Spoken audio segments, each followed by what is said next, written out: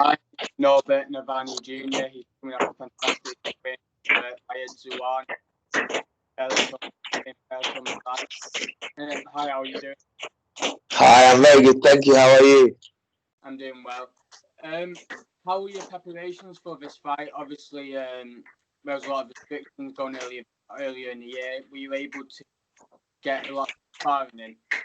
Pardon, say that again, sorry.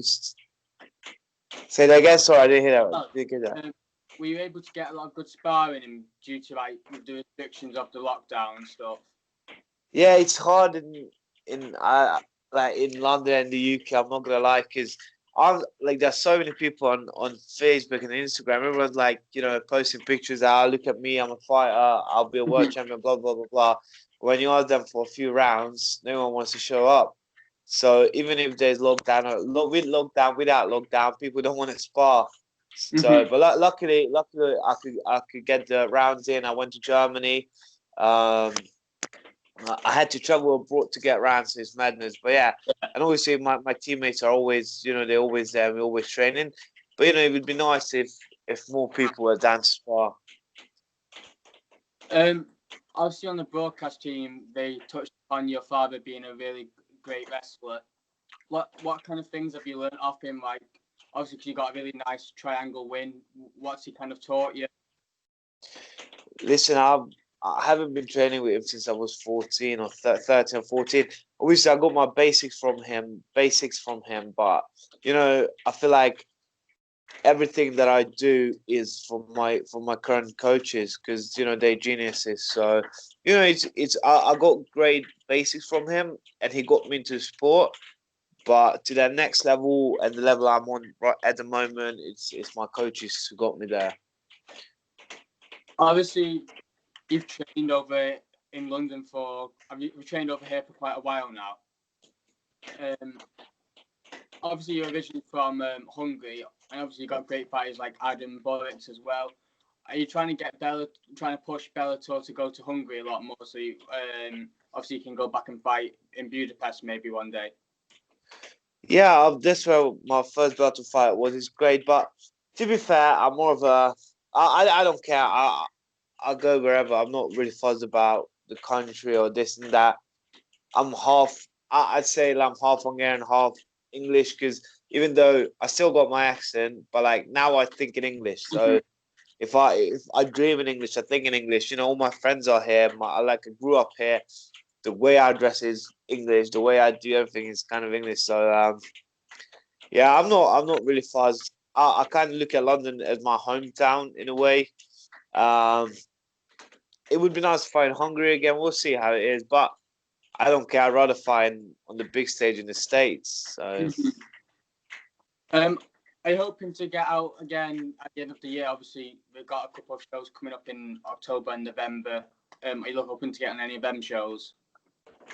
December would be nice. December would be nice. End of December, maybe early next year. I'm not sure. I'm back to training already. I'm just so not happy with my performance. Even though it was first round finish, I'm just not happy. I made a mistake that I was drilling every single day because I knew it was going to happen. I still made the mistake. So I'm not very happy about myself. Well, about my performance. So I'm back to training now. Or like I literally came back on Friday, but Saturday I was in the gym. So yeah, I just wanna train and get back, because I haven't been sleeping. Like I didn't sleep for 2 nights. I was that angry with myself. Literally, I couldn't sleep. I was thinking about my fight. So I have to get back in there and put on a show. From like an outsider point of view, obviously, I thought you looked really good. Obviously, you came through adversity. You got dropped it quite early on, and you very quickly. Do you want to expand on what mistake it was what you made? Yeah, I just like it was just my footwork. Like I read like loads of people, so like loads of people wrote that yeah, I should have my hands up when I like they were like, oh, you should have your hands up when you fight, and because that's how I have to fight. But no, it was my footwork. I should have moved faster, and I should have circled for longer. I came back too early. Just basic mistakes that I drilled. I was like, literally before I went out, flew out. Me and my coach was drilling it, how to break and what to do. So Yeah, and I made a few other. Those are mistakes I made. It just one of them. One of the main ones that annoyed me the most because I was doing it so much, and I shouldn't make those mistakes. But it is what it is. At least I know now that. Well, everyone knows that I've got the heart to keep staying in the fight. I'm not just gonna. Cause look, it was bad. Like I got robbed. I'm not gonna lie. And I was like, even after when I was doing my interview, I was like half there, half not there. So and I stayed in the fight.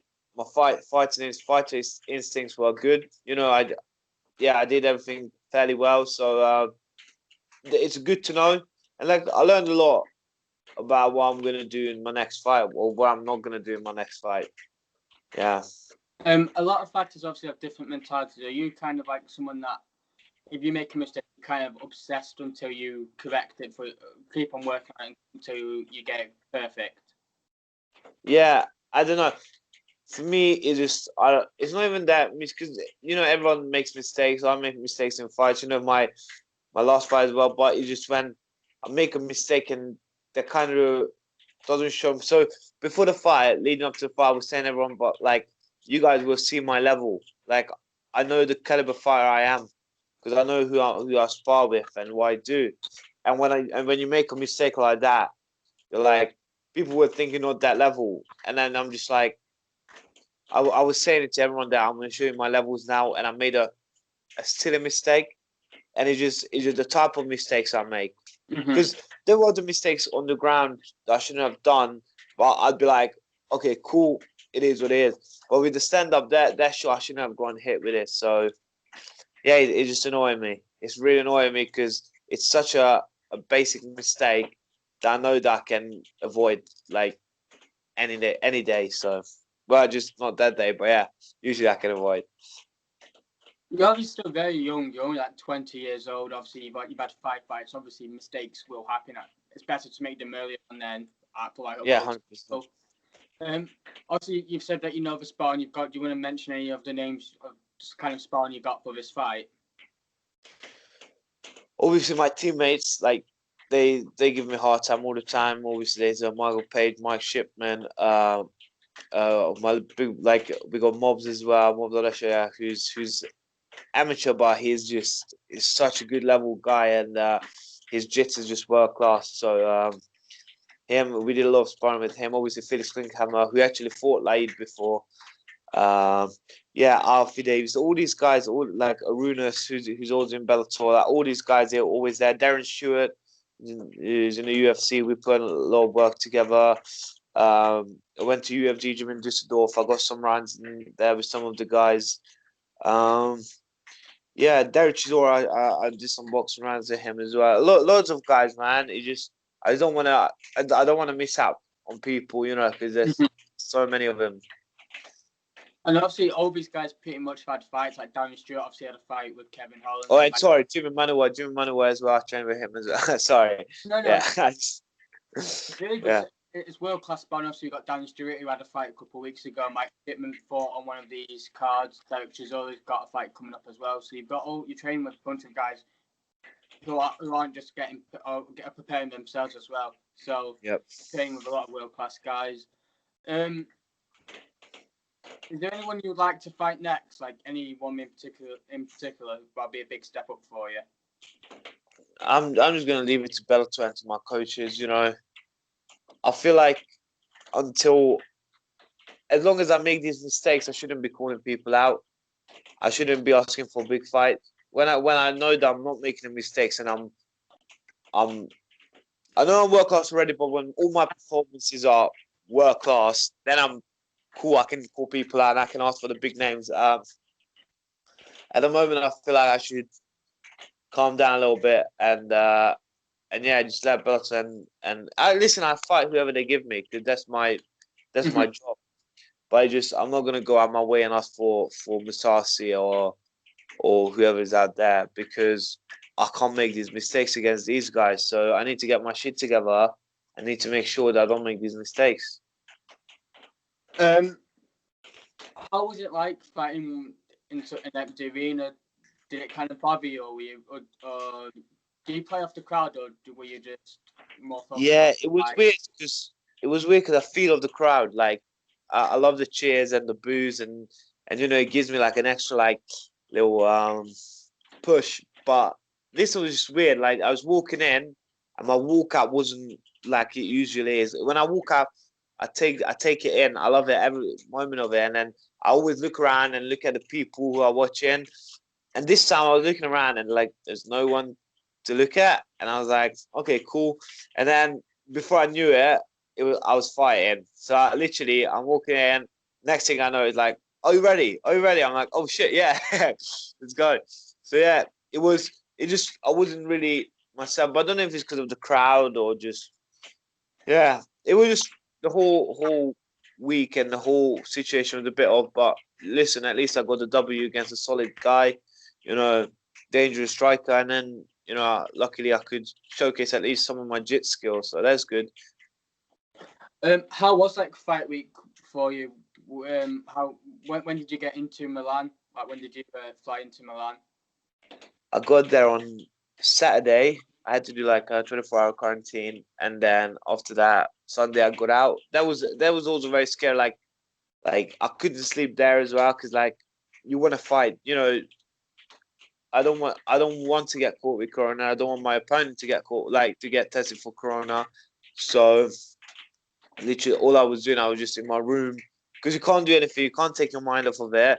Just in your room thinking about, I hope I don't have corona. And I had a little cold going in as well. I just didn't tell anyone. So that kind of added extra pressure. Like, is it a cold or is it corona?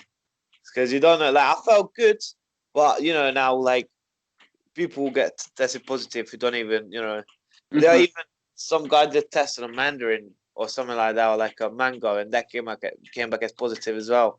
So you don't want to, you just don't want to get a positive test back because then you can't fight, you can't make money, and all the work, the months of work, and the money they put into it and everything just goes out. So it goes out the window. So yeah. Last couple of things. Obviously, is there anything you want to like say to your fans? Any advice you want to give them, or any sponsors you want to shout out? Yeah, a big shout out to my team and also my team, London Shootfighters.